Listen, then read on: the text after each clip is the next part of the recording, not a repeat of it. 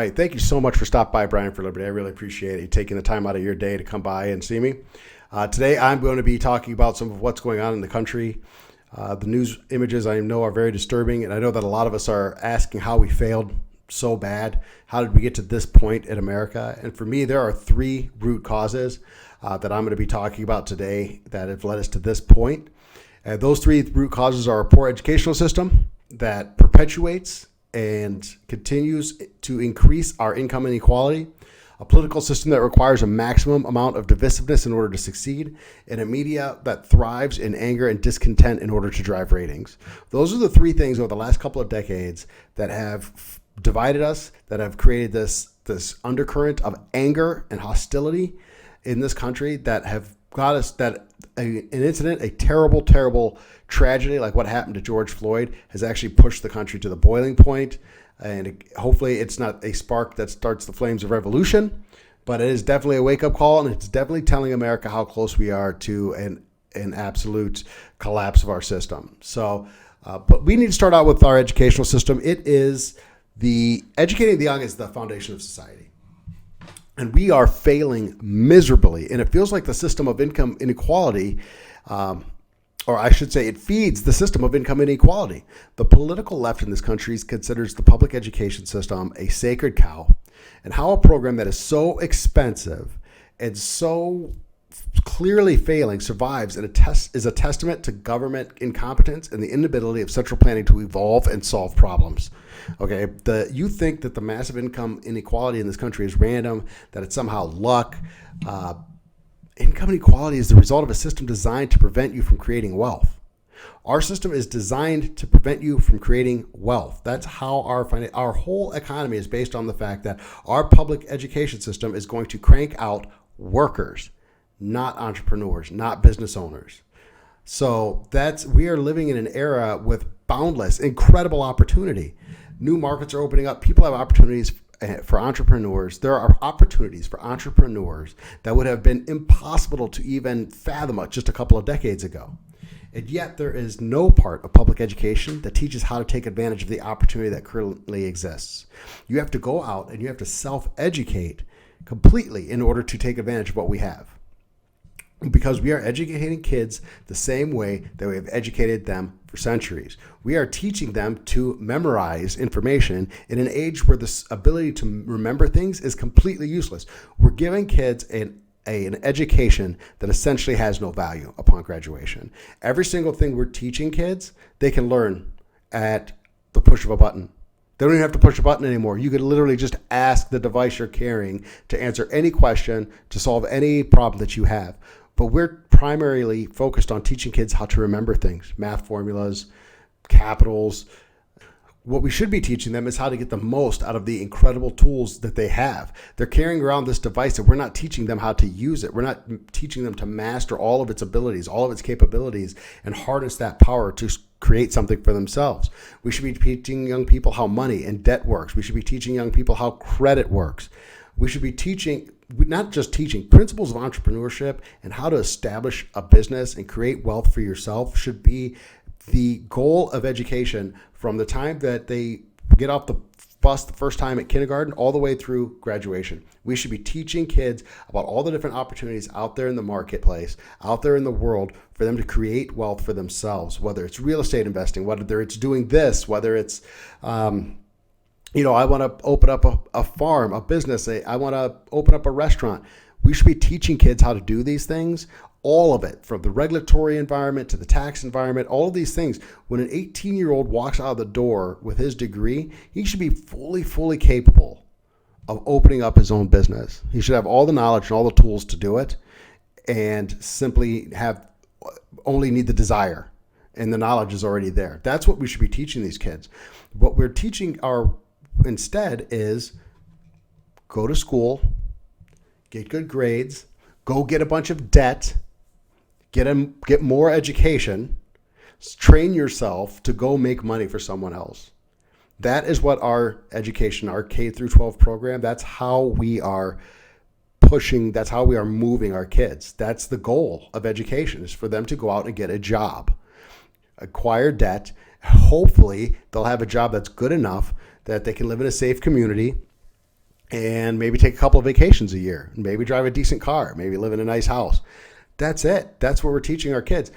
And we live in such a consumer-based society. We live in such a keeping up with the Joneses society that most people who go through this process end up, even if they have a good income, they're still living paycheck to paycheck. They don't have financial security. And when something happens, coronavirus, these terrible riots that are taking place right now, when something happens, these people are helpless and they can't care for themselves. So when we look at how does this relate to George Floyd and what's going on, income inequality is where it starts. You have a group of people in this country who don't feel like they are able to participate in the economy. And they wonder how those people have so much and we have so little, and how can that be fair? And then we're taught to hate wealth, and we're taught to hate success. We don't teach people how to get it. And then we wonder why there's this animosity between the classes. That's how. It's all founded in our educational system. So how do we fix it? We have to completely dismantle our antiquated public education system. We have to build an educational system that's primary goal is to make sure that everyone who leaves is prepared to go create something for themselves, to fully participate in our economy, that understands how our economy works, that understands how capitalism works, that understands how entrepreneurship works, that understands that if you are going to trade labor for money for the rest of your life, what that looks like compared to what it's going to look like if you build wealth for yourself. That's the educational track we need to be on.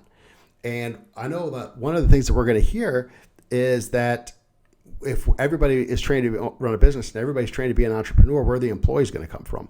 That's a beautiful question. I want corporations asking that question. I want businesses going, how much are we going to have to pay people in order to get them to come and work for us, to sacrifice that dream and that goal to come and enrich us? Why the illogical scenario of going into debt to get an education so that you can take that education to go make somebody else wealthy? Think about how crazy that is. IBM needs computer programmers. Microsoft needs computer programmers. All these, we need, insurance companies need actuaries. There's all these high skill jobs out there that businesses need. And yes, you certainly make a good living doing it, but why should you even pay for the education? You need me to go out and do this. I want kids to have the kind of opportunities, the kind of flexibility when they graduate that they're going, yeah, I could go and spend 4 more years in school, or I could just grind for the next 4 years and go build something for myself. And I want employers to have to lure people into the job market by paying for their education, by paying them way beyond what is a living wage.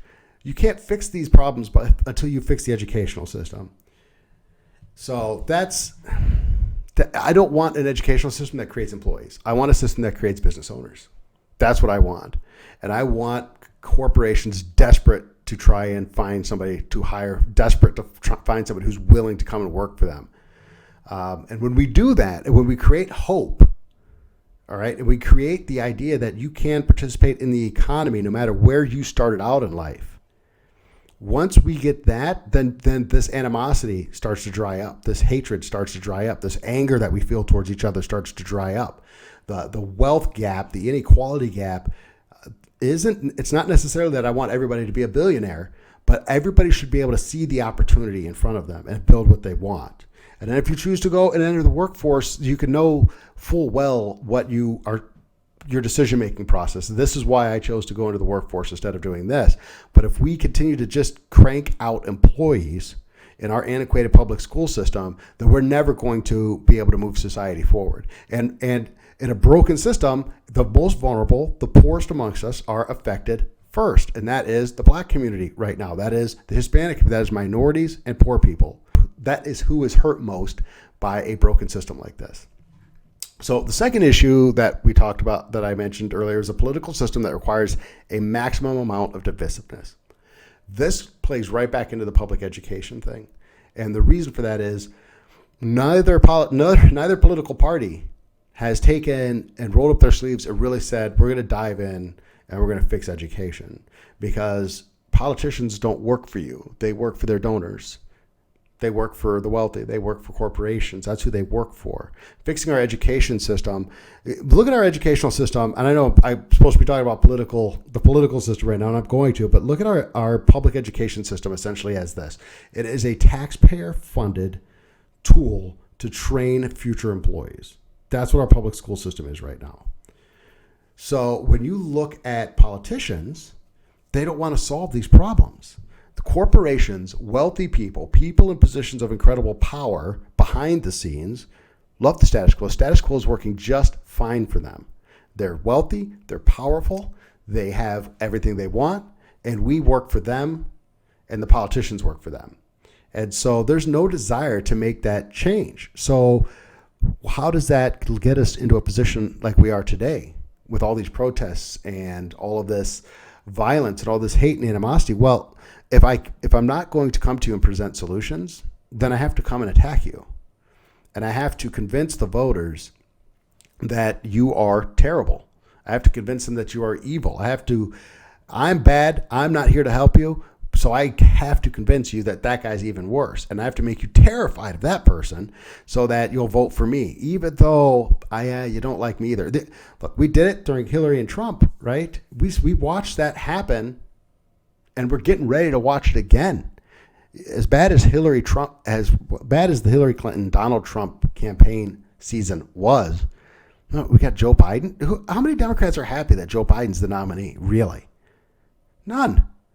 The political parties aren't putting anybody out that makes you happy. They're not putting anybody out that's going to systemically change the way that the country functions, that's going to try and create real equality, it's going to solve public education, that's going to shrink our military to the right size, that's going to balance budgets and do all the things that are necessary to actually create real opportunity in this country.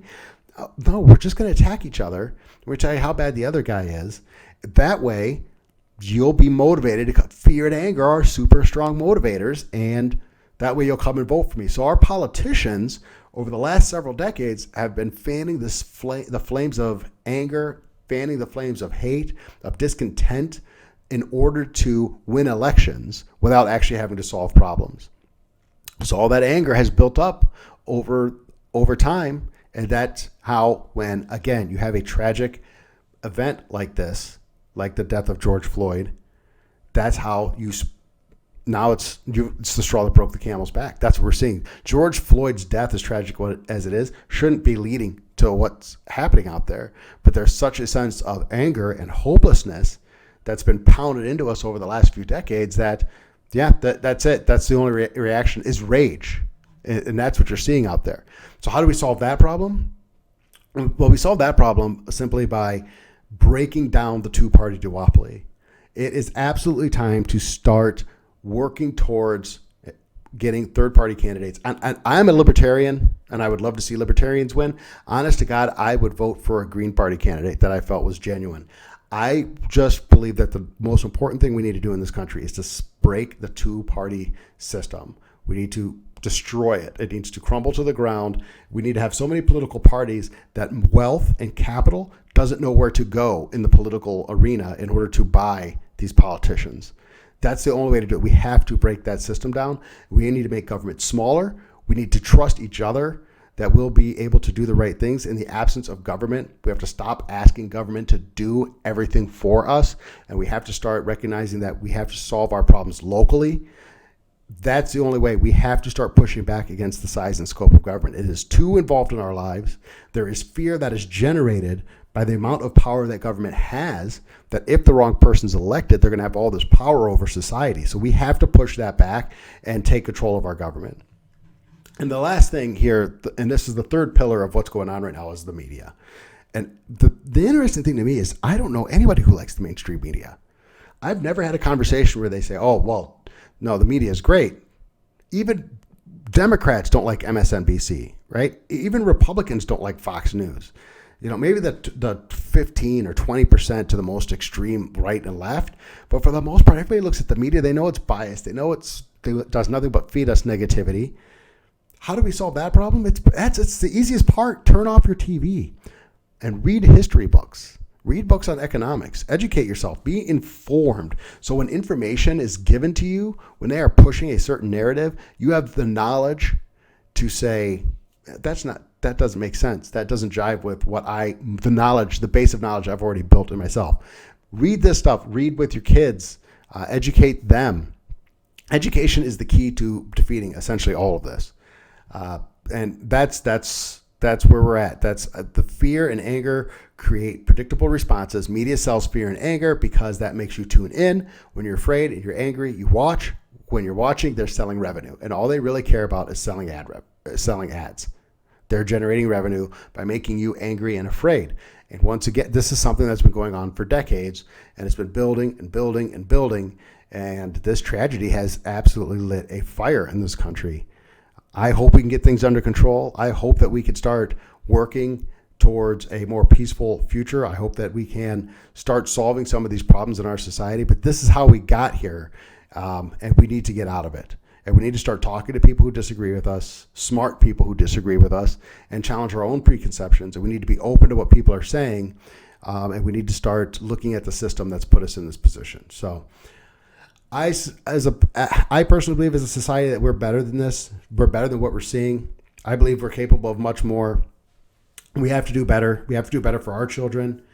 We have to expect more from our elected servants, and we have to educate ourselves. I will continue to put up videos.